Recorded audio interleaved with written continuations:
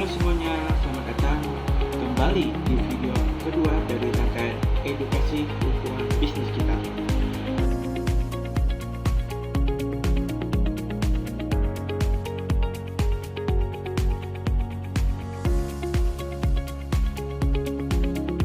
Pernahkah kalian mengamati lingkungan sekitar kalian, memperhatikan nasib para pelaku usaha mikro, kecil, dan menengah, atau UMKM lokal? Mengapa toko-toko kelontong atau gerai fisik konvensional yang beberapa tahun lalu sangat ramai antrian, tapi kini perlahan mulai sepi dan bahkan terpaksa gulung tikar? Mengapa mereka tampak tidak berdaya menghadapi ekspansi jaringan retail modern atau toko online raksasa? Nah, fenomena ini bukan sekedar masalah penurunan omset biasa, melainkan dampak nyata dari disrupsi lingkungan bisnis makro yang tidak diantisipasi. Para pelaku usaha konvensional tersebut kalah bersaing karena mereka gagal membaca perubahan lingkungan eksternal mereka. Hari ini kita akan membedah secara ilmiah menggunakan cara kerja analisis Pestel. Mengapa transformasi digital melalui kepemilikan website yang responsif kini telah bergeser status dari sekadar opsi menjadi sebuah senjata utama untuk bertahan hidup bagi UMKM. Di sini, mari kita ulas dari kacamata teori dasar analisis Pestel yang memetakan pengaruh eksternal makro dari sudut pandang politik, ekonomi, sosial, teknologi, lingkungan, dan hukum. Di era modern ini, dua faktor eksternal yang paling gencar menghantam dan merombak struktur bisnis konvensional adalah yang pertama, faktor sosial budaya dan faktor teknologi. Untuk yang kedua, ada elemen makro ini bergerak beriringan mengubah landscape pasar secara masif.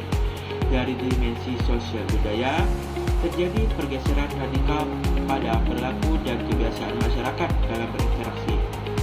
Konsumen saat ini telah berevolusi menjadi generasi mobile first. Mereka menuntut kecepatan informasi, efisien waktu, dan kepraktisan akses tanpa perlu keluar rumah. Jadi, perubahan budaya belanja ini didorong penuh oleh dimensi teknologi, yaitu meratanya jaringan internet cepat dan kepemilikan smartphone di berbagai lapisan rakyat atau masyarakat. Ketika lingkungan makro berubah, maka model bisnis internal perusahaan wajib ikut berubah. Jadi, jika sebuah UMKM tidak memiliki identitas atau kehadiran digital, maka secara otomatis mereka dianggap tidak eksis oleh pasar modern. Namun, langkah digitalisasi tidak boleh dilakukan secara asal-asalan.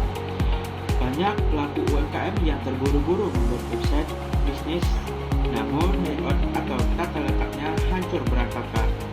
Saat diakses melalui perangkat handphone, aksesnya menjadi terlalu kecil, gambar produknya terpotong, dan tombol pemesanan tidak bisa ditekan. Ini adalah kesalahan fatal yang sangat mengusir calon pelanggan potensial. Disinilah implementasi website responsif memegang peran kunci sebagai solusi teknologi ke depan. Dengan menggunakan teknologi web modern, tata letak website bisnis akan secara otomatis menyesuaikan diri secara presisi dengan ukuran layar perangkat apapun yang digunakan oleh konsumen. Kualitas layout yang responsif dan ramah pengguna akan langsung menaikkan kredibilitas bisnis lokal di mata konsumen, membangun kepercayaan profesional, dan menjadi modal utama untuk memenangkan persaingan di lingkungan teknologi yang disruptif. Jadi, kesimpulan dari topik yang kita bahas ini adalah hukum alam bisnis eksternal bersifat mutlak, yaitu mereka yang menolak untuk beradaptasi terhadap perkembangan sosial dan teknologi akan tersingkir secara alami. UMKM harus segera mengambil langkah transformasi digital dengan infrastruktur web yang responsif agar tetap relevan di masa depan. Ayo kita dukung gerakan digital UMKM nasional. Jika kalian menyukai video edukasi ini, silahkan tekan tombol subscribe aktifkan lonceng notifikasi dan share video ini sebanyak-banyaknya.